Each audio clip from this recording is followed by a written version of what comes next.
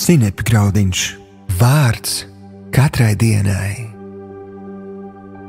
Pasūtījums jau ir ceļā.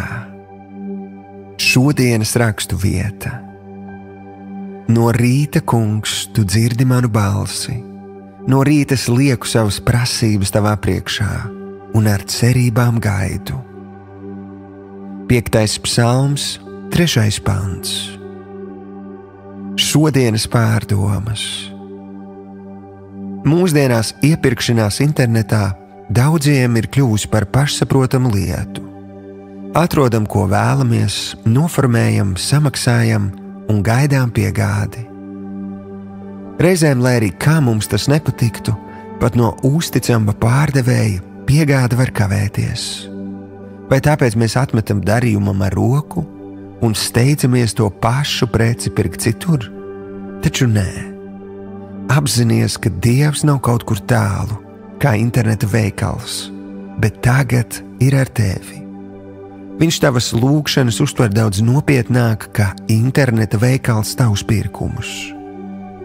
Tāpēc, kad tu pamatojoties uz Dieva apsolījumiem Bībelē, esi izteicis viņam savu prasību, apņemies ticēt, ka atbilde jau ir ceļā, un esi sagaidošs, jo Dievs ir uzticams. Ar ticības acīm ieraugi, ka visuvarenais Dievs, kurš tevi ļoti, ļoti mīl, tagad strādā pie tava pasūtījuma izpildes. Lai gan cik ilgi tev būtu jāgaida, paļaujies uz viņu, un tu tiksi iepriecināts. Šodienas lūgšana. Tēvs, patiesi, tu esi uzticams un uzklausi katru lūgšanu. Es zinu, ka tu ilgojies man iepriecināt.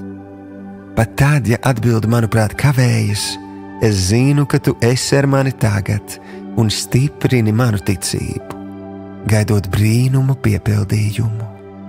Jēzus vārdā. Āmen.